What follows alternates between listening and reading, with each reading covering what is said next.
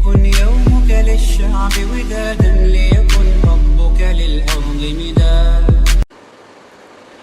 توحید سے محبت کیا ہے؟ اللہ سے محبت تمام محبتوں سے بالاتر ہو جائے.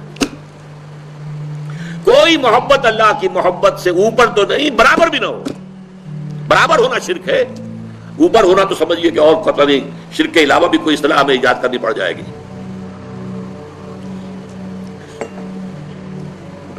سورہ بقرہ میں فرمایا وَمِنَ النَّاسِ مَن يَتَّخِذُ مِن دُونِ اللَّهِ أَندَادًا يُحِبُّونَهُم كَحُبِّ اللَّهِ وَالَّذِينَ آمَنُوا أَشَدُّ حُبًّا لِلَّهِ. لوگوں میں سے کچھ ایسے بھی ہیں جو اللہ کے سوا کچھ ہستیوں کو محبوب بنا لیتے ہیں، اللہ کا مد مقابل بنا کر ان سے وہ محبت کرنے لگتے ہیں جو اللہ سے کرنی چاہیے تھی. والذین آمنوا اشد حبا للہ، اور جو واقعتاً اہل ایمان ہیں وہ شدید ترین محبت کرتے ہیں اللہ کے ساتھ. تو قرآن یہ نہیں کہتا کہ آپ والدین سے محبت نہ کریں، کرو، لیکن والدین کی محبت اللہ کی محبت کے برابر نہ ہو جائے، اس سے بڑھ نہ جائے. اولاد سے محبت کرو، اولاد کی محبت اللہ کی محبت سے بڑھ نہ جائے. دیکھیے یہ محبتوں کا امتحان ابراہیم سے اللہ نے کیسے کیسے لیا تھا. وَإِذِ ابْتَلَىٰ إِبْرَاهِيمَ رَبُّهُ بِكَلِمَاتٍ فَأَتَمَّهُنَّ قَالَ إِنِّي جَاعِلُكَ لِلنَّاسِ إِمَامًا. کیسے کیسے امتحانوں میں سے پاس ہونے کے بعد پھر وہ مرحلہ آیا کہ اللہ نے فرمایا ابراہیم میں تمہیں تمام نوع انسانی کا امام بناتا ہوں. والدین کو چھوڑا اللہ کے لیے، دربار چھوڑا اللہ کے لیے، بادشاہ کے دربار میں آنکھوں میں آنکھیں ڈال کر مناظرہ کیا کہ نہیں کیا؟ بادشاہ جو ہے وہ مرعوب نہیں کر سکا. فَبُہِتَ الَّذِي كَفَرَ، بلکہ جو مناظرہ ہوا ہے تو بادشاہ جو تھا نمرود وہ مبہوت ہو کر رہ گیا. اپنی جان کو اللہ سے، اللہ کی محبت سے زیادہ نہیں سمجھا. آگ میں کود گئے کہ نہیں، بے خطر کود پڑا آتش نمرود میں عشق. عقل ہے محو تماشائے لبے بام ابھی. پھر اپنے ملک کی محبت پر اللہ کی محبت کو ترجیح دی، ملک چھوڑ دیا، ہجرت کی.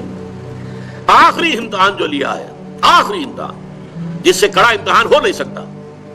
100 برس کی عمر میں وہ 13 برس کا بیٹا جو دعائیں مانگ مانگ کر اللہ سے لیا تھا، اکلوتا بیٹا، حکم آیا ذبح کر دو. یہ ہے سب سے بڑا امتحان. 100 برس کا بوڑھا انسان اور بڑی دعائیں مانگ مانگ کر بیٹا لیا. 87 برس کی عمر میں حضرت اسماعیل کی ولادت ہوئی ہے.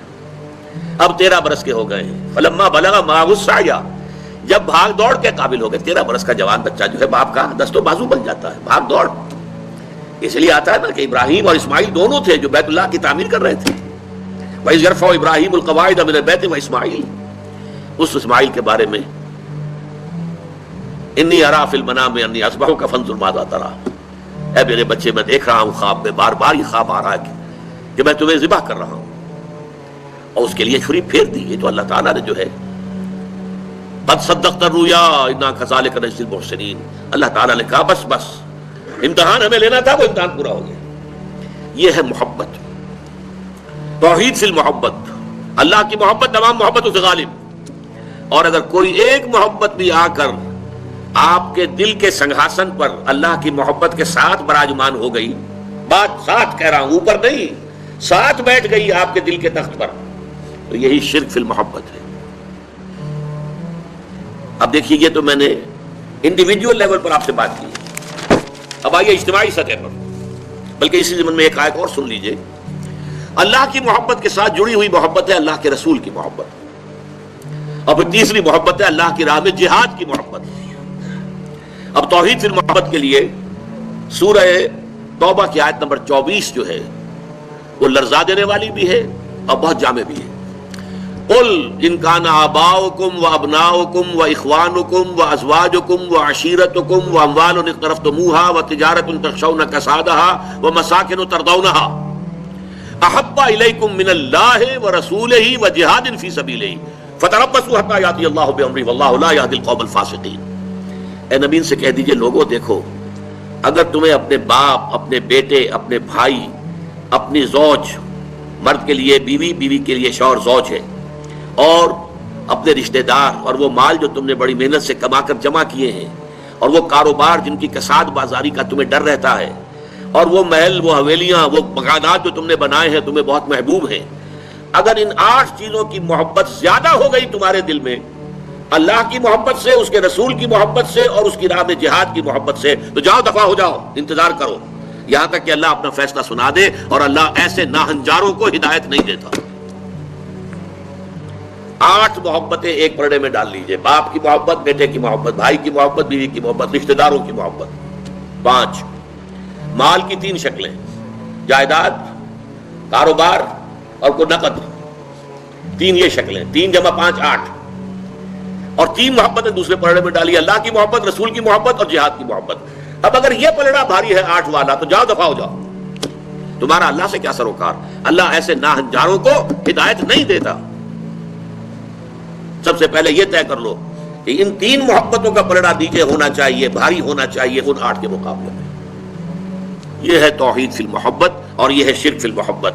لیکن اب اس کو لائیے ذرا اونچے سطح پر، وہ جو میں نے کہا انسانی معاشرہ، ریاست، اس ریاست کے لیے، معاشرے کے لیے بھی کوئی ایسی شے موجود ہونی چاہیے کہ جو اس میں رہنے والے یا اس میں شامل سب لوگوں کی محبوب شے بن جائے۔ یہ کامن محبت انہیں جوڑے گی، ان کے اندر اتحاد پیدا کرے گی۔ مثلا وطن کی محبت، وطن کی جے جے ہند، وطن کی عظمت کے گن گاؤ۔ قوم کی محبت، وطن پرستی، قوم پرستی، کوئی نظریہ پرستی، یہ بہت سی پرستشیں ہیں جن سے کہ لوگ پھر جڑے رہتے ہیں۔ نسل پرستی، لسان پرستی، زبان پرستی، یہ آج کل جو آپ کو کہتے ہیں کہ یہ لسانی عصبیتیں اور یہ نسلی عصبیتیں، یہ بلوچ نیشنلزم، یہ پختون نیشنلزم، یہ سرائکی نیشنلزم، یہ ایک اردو والا نیشنلزم، 5ویں قومیت نکلی تھی ہمارے ہاں، یہ سب کچھ کیا ہے؟ یہ جمعیت کے لیے، لوگوں کو جوڑنے کے لیے، شیرازہ بندی کے لیے، انہیں متحد رکھنے کے لیے کوئی نہ کوئی شے محبوب ہو جانی چاہیے۔ اس اعتبار سے اس دور کا سب سے بڑا شرک وطن پرستی ہے۔ لیکن پھر دیکھیے، میں بات آپ سے عرض کر رہا ہوں، علماء کرام اس کو نہیں پہچان پائے، اس کو پہچانا ہے تو علامہ اقبال نے پہچانا ہے۔ اس دور میں میں اور ہے، جام اور ہے، جم اور، ساقی نے بنا کی روش لطف و ستم اور، تہذیب کے آزر نے ترشوائے صنم اور، مسلم نے بھی تعمیر کیا اپنا حرم اور، ان تازہ خداؤں میں بڑا سب سے وطن ہے، جو پیرہن اس کا ہے وہ مذہب کا کفن ہے۔ نظارہ دیرینہ زمانے کو دکھا دے، اے مصطفی خاک میں اس بت کو ملا دے۔ یہ وطن پرستی شرک، اس دور کا سب سے بڑا شرک۔ نیشنلزم جو ہے وہ لوگوں کو جمع کرنے والی شے ہے۔ ہماری قوم، ریشیل نیشنلزم بھی ہوتا ہے، نسلی قومیت، اور آج کل نیشنلزم جو ہے وہ علاقائی ہوتا ہے، ٹیریٹوریل نیشنلزم۔ ایک ملک میں رہنے والے جو ہے اس کو سب ایک قوم ہے اور اپنے ملک سے محبت سب سے اوپر کر دے۔ یہ ہے در حقیقت علامہ اقبال نے جس کو کہا کہ وطن ایک تو ہے وطن سے محبت ہونا، وہ ٹھیک ہے، حب الوطن من الایمان حدیث ہے۔ گفتار نبوت میں وطن اور ہی کچھ ہے، اور گفتار سیاست میں وطن اور ہی کچھ ہے۔ وطن جب آتا ہے پولیٹیکل کانسیپٹ کی حیثیت سے وہ معبود بنتا ہے۔ اس معبود کی ایک نماز ہے، آپ کھڑے ہو جاتے ہیں، ترانہ پڑھا جا رہا ہے اور آپ کھڑے ہیں، جھکے ہوئے، سر جھکا کر کھڑے ہیں۔ یہ قنوت جو ہے یہ کس کے لیے ہو رہا ہے؟ وطن کے دیوتا کے لیے ہو رہا ہے۔ وطن کے دیوتا کا ایک اور ہے سلامی، جھنڈے کو سلامی دی جا رہی ہے۔ جھنڈا وہ علامت ہے آپ کے وطن کی۔ آپ کے علم میں ہوگا، میں اس ترانے کے پڑھے جانے کے وقت کھڑا نہیں ہوتا، اور اس سے بڑی کنٹروورسیز بھی